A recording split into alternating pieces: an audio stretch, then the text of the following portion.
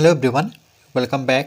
Study ম্যাথমেটিক্সে প্রত্যেকে স্বাগত জানিয়ে পঞ্চম শ্রেণী থেকে নবম পাঠ পৃষ্ঠা নং 108 ভিডিও পাঠ নং 1 করব। নবম পাঠে আজ স্কুল বাড়ির একটির বেশি জানালায় সবুজ রং দিই। তাহলে আমরা এখানে এই যে জানালাটা দেখতে পাচ্ছি এটিতে সবুজ রং দিতে হবে। শোভন একটা জানালার 4 ভাগের মধ্যে 3 ভাগ অর্থাৎ 3/4 অংশ রং করার পরে আমি ওই জানালার অর্থাৎ এই জানালার 4 ভাগের মধ্যে 1 ভাগ মানে 1/4 অংশ রং করলাম। তাহলে দুজনে মোট অর্থাৎ শোভন আর আমি, তাহলে শোভন করেছে 3/4 অংশ, দুজনে যেহেতু যোগ করব মানে মোট লিখেছে মানে দুজনের যোগফল, আমি কতটা করেছি আর শোভন কতটা করেছে, তাহলে এটা হচ্ছে শোভনের আর আমি করেছি 1/4 অংশ। এবার দেখো এটা তো অংশ, এটা তো অংশ, তাহলে অংশ যেটা আছে এই কথাটি আমরা প্রথম বন্ধনীর বাইরে বসাবো। তাহলে 3/4 যোগ 1/4, তাহলে লিখব শোভন রং করেছে, শোভন রং করেছে সমান 3/4 অংশ, 4 ভাগের 3 ভাগ, কমা আমি রং করেছি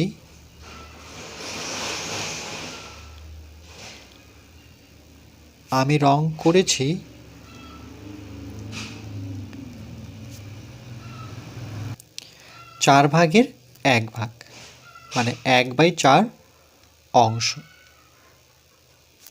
তাই লিখব দুজনে মোট রং করেছে,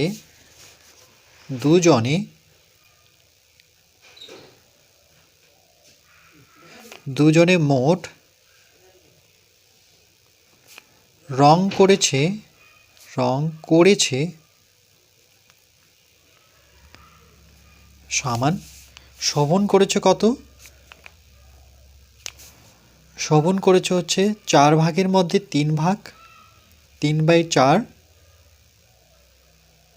অংশ, আমি করেছি 4 ভাগের 1 ভাগ অর্থাৎ 1/4 অংশ। এবার আমরা অংশ কথাটি বন্ধনীর বাইরে লিখব।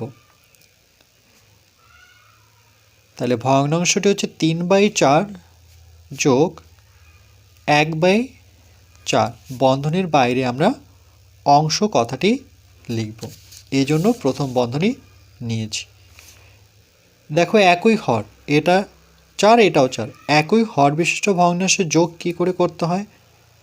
তাহলে প্রথম ভগ্নাংশ জানতে হবে যে একটি ভগ্নাংশের দাগের উপরে যে সংখ্যাটি থাকবে সেটিকে লব বলবো, দাগের নিচে যে সংখ্যাটি থাকবে সেটিকে আমরা হর বলবো। তাহলে এখানে যেহেতু হর দুটো সমান তাহলে যে কোনো একটা হর এখানে বসাবো অর্থাৎ 4 বসাবো। এবার লব দুটোর মাঝখানে যোগ চিহ্ন দেবো, তাহলে লব কত 3 যোগ 1 বসাবো। এটা কখন সম্ভব, যখন হর দুটো সমান বা একই হয়। তাহলে 3 আর 1 যোগ করলে কত হবে 4, আর নিচে কত 4, এখানে লিখব অংশ। এবার একই সংখ্যা, দেখো একই সংখ্যার কাটাকাটি সবসময় 1 হয়, কেটে দিলে 4 × 4, তাহলে 1 অংশ। কেন এটা হলো, তার কারণ 4 দিয়ে 4কে ভাগ করো, যেমন আছে 4/4, তাহলে দেখো 4কে 4 দিয়ে কাটলে 4 × 4, এটাও 4 × 4, তাহলে সমান কত পাচ্ছি 1/1, 1/1, কিন্তু 1 তো আমরা নিচে লিখি না সাধারণত, তাহলে এটাকে কি লিখবো শুধু 1। এই জন্যই দেখো যেহেতু হর দুটো একই তাহলে সেই হরটি লিখেছে, আর 3 আর 1 একবারে যোগ করে 4 বসিয়েছে, তাহলে 4/4 অংশ মানে 1 অংশ রং করলাম, দুজনে মিলে 1 অংশ রং করেছি। তার মানে কি, অর্থাৎ আমরা বলতে এখানে শোভন আর আমি একটা জানালা সম্পূর্ণ রং করলাম। এই লাইনটা ভীষণ ইম্পর্টেন্ট লাইন, যখনই সম্পূর্ণ কথাটি পাবো তার মানে সেখানে কিন্তু এক অংশ ধরে নিতে হয়, এই পুরোটা হচ্ছে এক অংশ, পুরোটা। পরের দিন শোভন আরেকটা একই রকম জানালার 1/2 অংশ কী করলো, রং করলো। তাহলে এখানে লিখব যে দুজনে মোট রং করেছি বা করেছে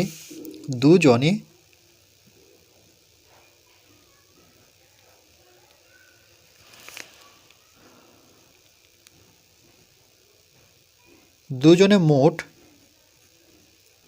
রং করেছে সমান এক অংশ পেলাম। তাহলে যেহেতু এক অংশ মানে সম্পূর্ণ অংশ, তাহলে লিখব এটার কথার অর্থ হচ্ছে অর্থাৎ আমরা, অর্থাৎ শোভন আর আমি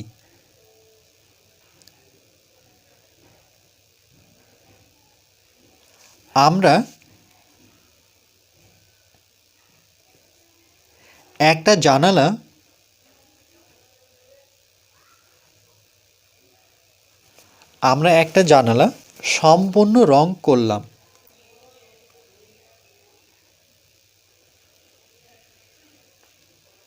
সম্পূর্ণ রং করলাম।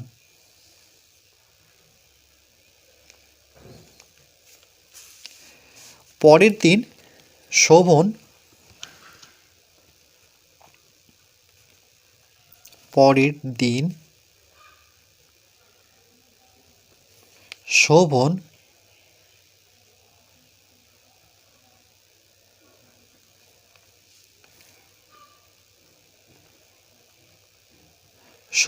আর একটা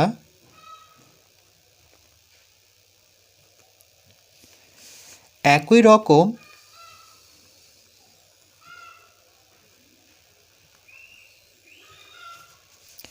জানালার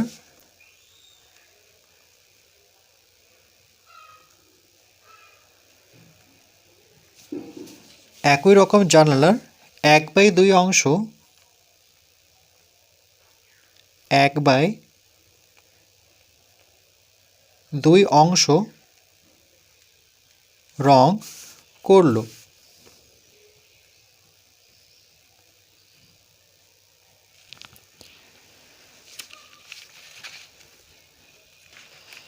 এটা হচ্ছে পরের দিন। তাহলে এখানে লিখব আমি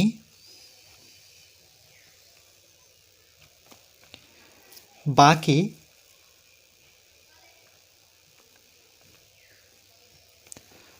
সমান সম্পূর্ণ জানাটি রং হয়েছিল সেটি কত, এক অংশ পেয়েছিলাম। তাহলে সম্পূর্ণ অংশ থেকে পরের দিন শোভন আরেকটা একই রকম জানালা, সেটি কত, ভগ্নাংশটি রয়েছে 1/2। তাহলে সেটা আমরা বিয়োগ করে নেব যে সম্পূর্ণ অংশ থেকে শোভন পরের দিন যে কাজটা করেছে সেই কাজটিকে বিয়োগ করব। প্রথম বন্ধনীর বাইরে লিখব অংশ। এবার এটাকে কী করে করব, দেখো এখানে সমান চিহ্ন নিতে পারি। এই একের জায়গায় আমরা এখানে দেখব যে একের পরের ভগ্নাংশটিতে হর কত আছে, 2 আছে। তাহলে এখানে একটি দাগ টেনে এর হর 2 করব, কিন্তু এখানে তো 2 ছিল না, এটা 2 হলে উপরেরটাও 2 করব, মানে এখানে যেটা সংখ্যা এখানেও সেই সংখ্যা। আমরা জানি একই সংখ্যা কেটে দিলে কত হয়, একই সংখ্যা কাটলে পরে 1 হয়। তারপরে বিয়োগ চিহ্ন দিয়ে 1/2 1/2 বন্ধনীর বাইরে আমরা অংশ কথাটি লিখব। এবার দেখো একই হর বিশিষ্ট ভগ্নাংশের বিয়োগ কী করে করতে হয়, যেমন যোগ শিখেছিলাম ঠিক একইভাবে বিয়োগ। তাহলে যেহেতু দুটোর হর একই, তাহলে যে কোনো একটা হর আমরা ঠিক মাঝ বরাবর নিচে বসাবো। এবার 2 আর 1-এর মাঝখানে বিয়োগ চিহ্ন দেব। তাহলে প্রথমে আমরা 2 বসাবো, তারপরে বিয়োগ চিহ্ন নেব, তারপরে 1 নেব, তারপরে অংশ কথাটি লিখব। এবার 2 থেকে 1 বিয়োগ করলে কত হবে, 1। তাহলে এখানে সমান চিহ্ন দিয়ে আমি ছোট করে লিখে দিচ্ছি, বিয়োগ করে 1/2 এত অংশ কথাটি লিখতে হবে। তাহলে 1/2 অংশ রং করলাম। তাহলে আমি বাকি, এখানে যদি 1 লাইনে লিখতে চাই তাই লিখব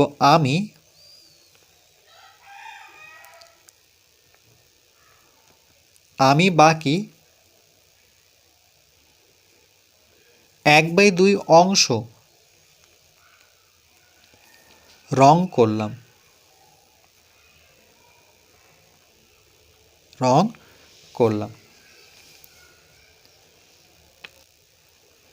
পরের দিন শোভন আর একটা একই রকম জানালার 1/2 অংশ রং করলো। এটা যেহেতু পরের দিনের কাজ, তাহলে প্রথম দিন তারা দুজনে মিলে যে কাজটা করেছে সেটা কত? 1 অংশ। সেই 1 অংশ থেকে পরের দিন যে কাজটা করেছে সেটা বিয়োগ করতে হবে। তাহলে আমি অংশ রং করতে হবে বা আমাকে করতে হবে সেটা আমরা বের করব। তাহলে বিয়োগের ক্ষেত্রে কি করব? যেহেতু এখানে হর 2 আছে, তাহলে এখানে তো 2 নেই, তাহলে এখানে যেহেতু 2 নিয়ে আসতে হচ্ছে, তাহলে উপরেও 2 বসাবো। একবারে এরা লসাগু করেছে, 2 নিয়েছে। এবার এটা যদি 2, তাহলে 2 থেকে 1 বিয়োগ করলে কত? 1।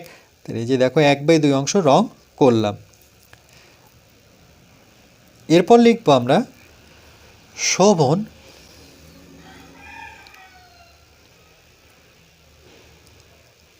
শোভন 2 দিনে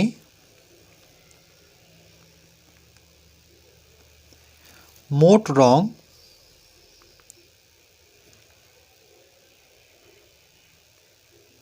করেছে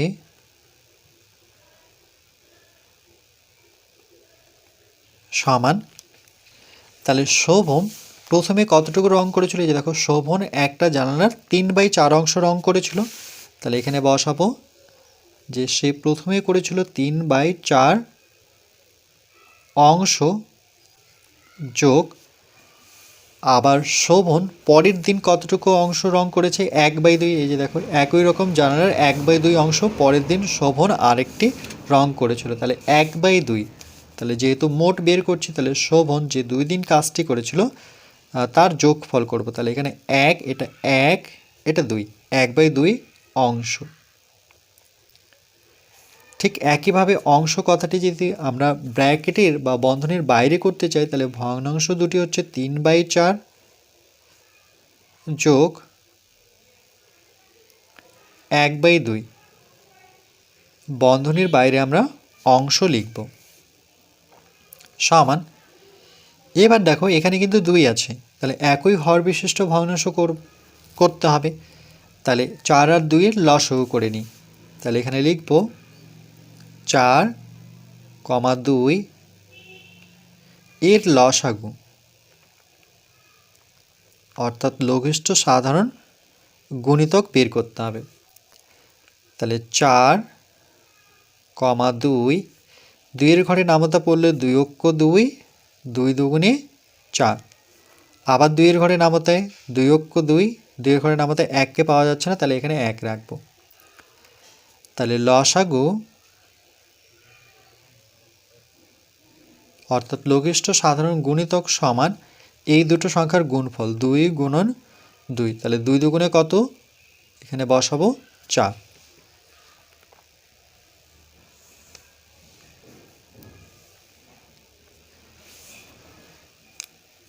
যেহেতু আমরা হর দুটোর লসাগু করেছি, তাহলে এখানে দাগ টেনে ঠিক নিচে বসাবো, কেন এটাও তো হর।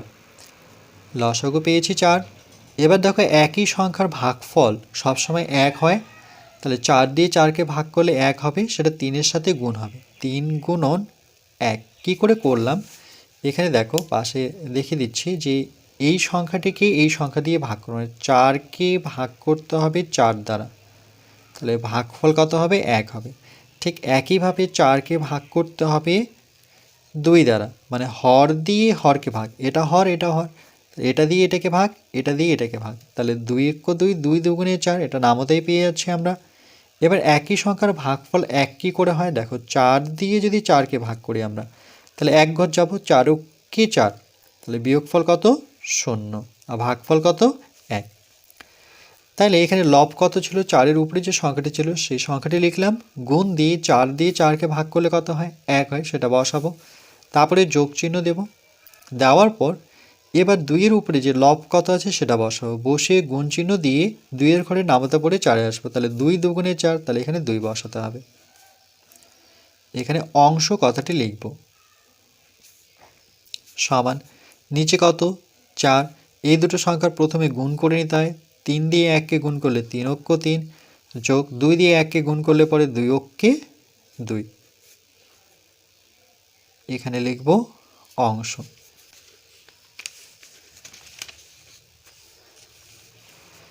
এরপর সমান 3 আর 2 এর যোগফল কত? 5/4 অংশ।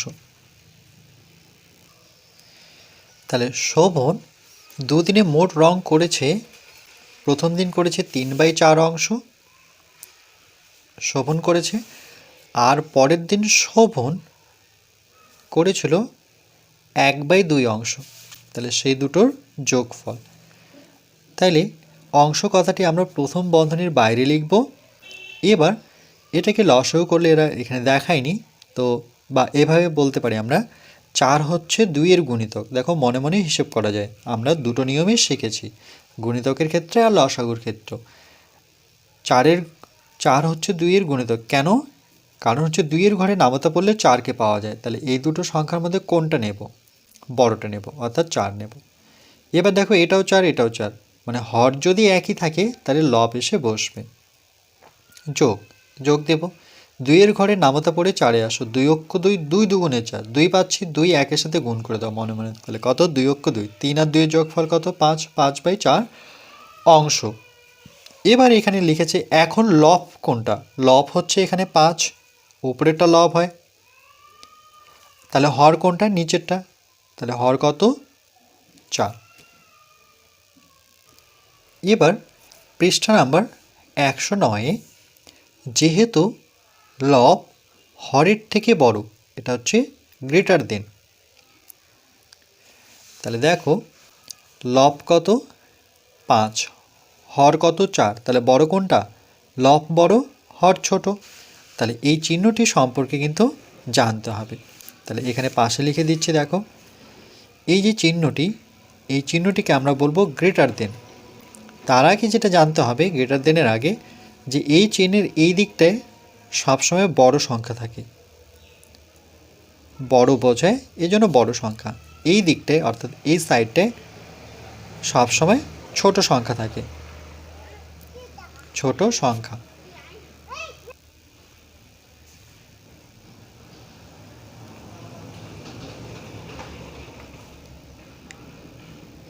এই চিহ্নটিকে আমরা বলবো গ্রেটার দেন। GREATER,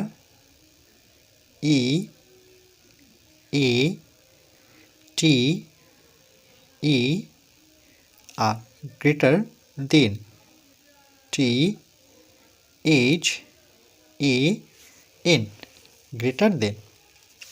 তাহলে এক্ষেত্রে লব যেহেতু বড়, তাহলে যেহেতু লব হরের থেকে বড়, তাহলে কি করে পড়ব? লব লেস দেন, না গ্রেটার দেন হর। তাই এইরকম ভগ্নাংশকে অপ্রকৃত ভগ্নাংশ বলবো। এর আগে আমরা জেনেছিলাম প্রকৃত ভগ্নাংশ সম্পর্কে। পৃষ্ঠা নাম্বার 79-তে ছিল যে ভগ্নাংশগুলো পেলাম তাদের ক্ষেত্রে হর কিন্তু বড় ছিল, লব ছোট ছিল, তাই সেগুলিকে প্রকৃত ভগ্নাংশ বলতাম। যেমন উদাহরণস্বরূপ দেখো 1/2, কোনটা বড়? হর বড়, এই জন্য এটাকে বলবো প্রকৃত ভগ্নাংশ। কিন্তু অপ্রকৃত ভগ্নাংশের ক্ষেত্রে কি হয়? সব সময় লব বড় হয় আর হর ছোট হয়, তাহলে সেটাকে বলবো আমরা অপ্রকৃত ভগ্নাংশ। তাহলে অর্থাৎ শোভন সমান 4 ভাগের 4 ভাগ কাজ করেও, এটা 4 ভাগের 4 ভাগ কেন? এই যে দেখো যখন আমরা এটাকে দেখলাম যে শোভন 4 ভাগের মধ্যে 4 ভাগ কাজ করেও আরও সমান 4 ভাগের 1 ভাগ কাজ করলো, আরও সে কী করলো? 4 ভাগের মধ্যে 1 ভাগ কাজ করলো।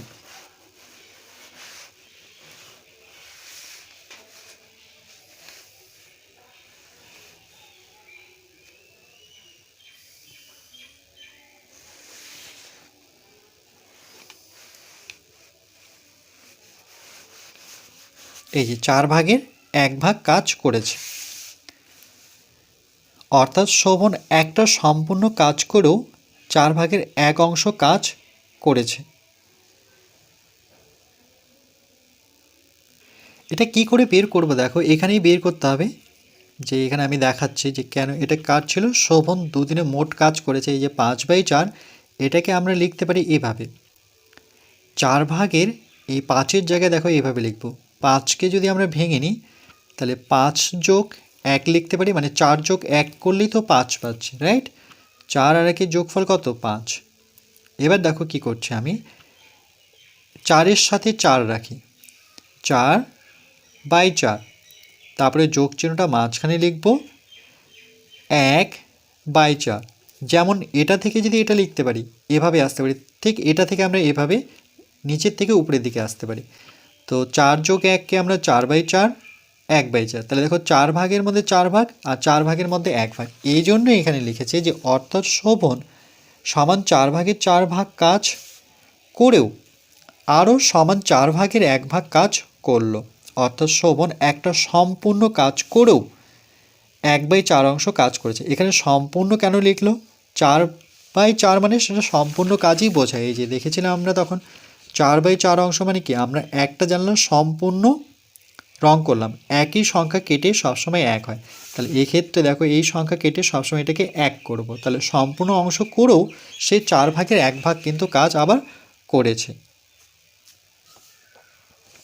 তাহলে এখানে লব বড় হর ছোট, কোনটার ক্ষেত্রে? এই ভগ্নাংশটির ক্ষেত্রে। এই যে 5/4, লব বড় হর ছোট। এতক্ষণ পর্যন্ত প্রকৃত ভগ্নাংশের ক্ষেত্রে লব না হর বড় হয়, আমরা একটু আগেই দেখলাম সেই ক্ষেত্রে হর কি হয়?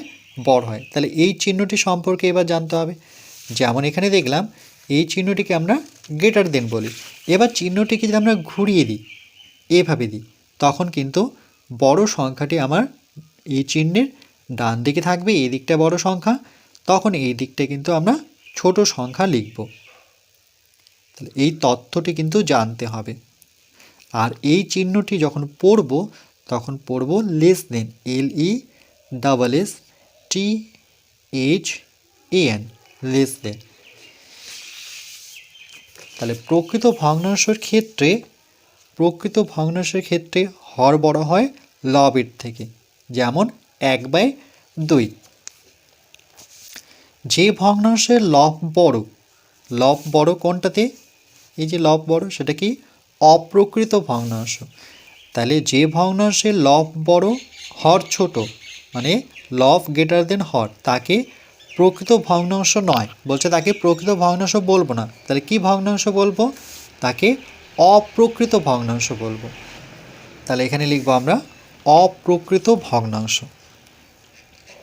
ভগ্নাংশ কথাটি লিখে দেওয়াই আছে, শুধু অপ্রকৃত কথাটি লিখবে,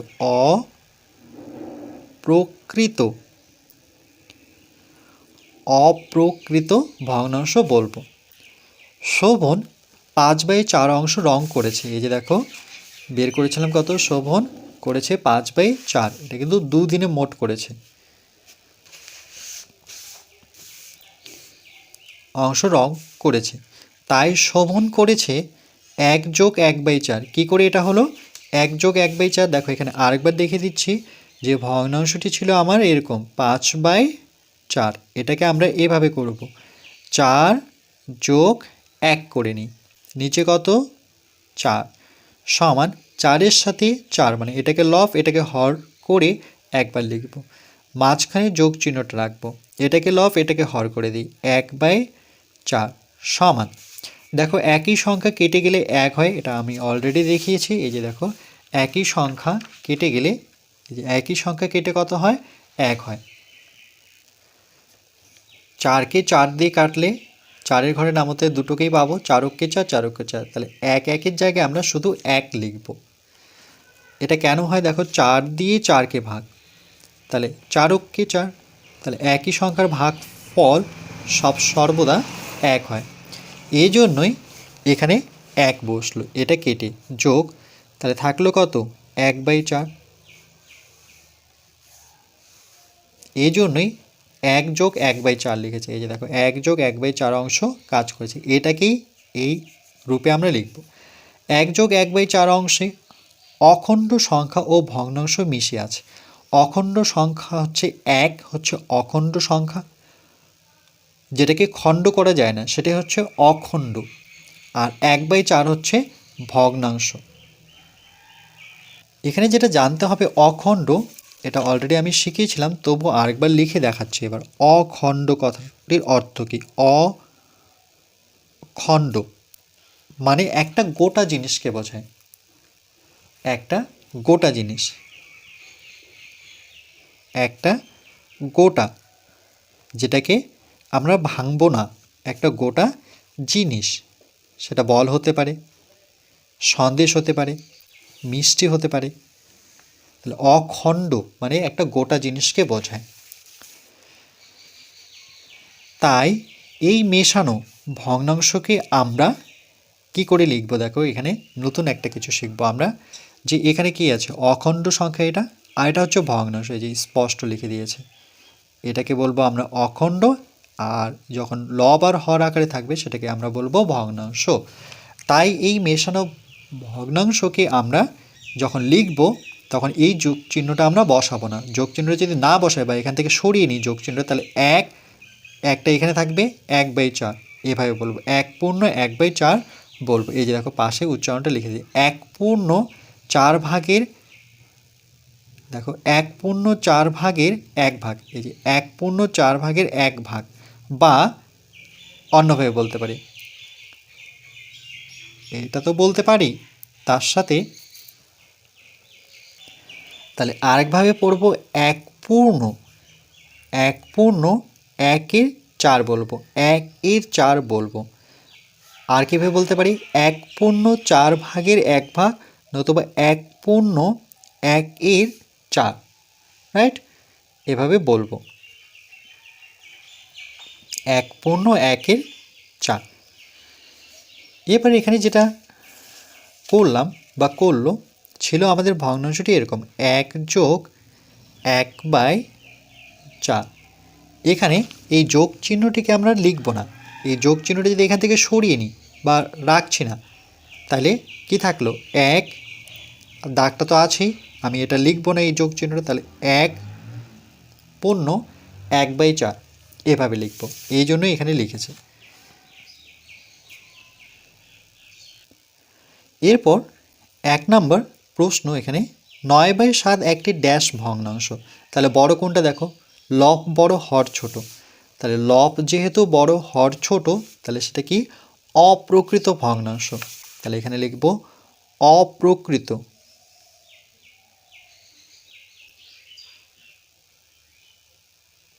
অপ্রকৃত ভগ্নাংশ।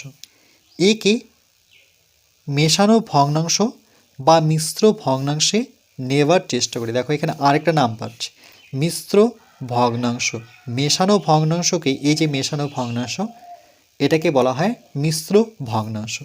কেমন করে করব? দেখো 9/7 ভগ্নাংশটি ছিল আমার 9, নিচে কত? 7 সমান। ভালো করে বুঝবে, দেখো এখানে হরটাকে দেখো, হর কত আছে? 7 আছে, রাইট? হর দেখতে পাচ্ছি এখানে 7 আছে। তাহলে এটার উপরে নির্ভর করছে যে আমি কি করে লিখব সংখ্যাটি। তাহলে প্রথমে একটা দাগ টানবো, দাগ তো ছিলই, দাগ টেনে নিচে 7 ছিল তাহলে 7 লিখব। যেহেতু নিচে 7 ছিল তাহলে উপরেও 7 বসাবো, এখানে যে সংখ্যাটি থাকবে এখানে সেই সংখ্যাটি বসাবো, বসিয়ে এবার যোগ চিহ্ন দেবো, দিয়ে 7-এর সাথে কত যোগ করলে 9 হয়? তাহলে 7-এর পরে 8 9, তাহলে আরও 2-এর প্রয়োজন। এই সংখ্যাটি রাখবো, রাখার পর দেখতে হবে আর কত সংখ্যার প্রয়োজন হলে এটাকে 9 করতে পারি। এবার পরবর্তীতে কী করব আমরা? দেখো এখানে বাকিটা দেখায়নি, 7-এর সাথে 7 লিখব, এখানে কিন্তু দেখায়নি সেটা।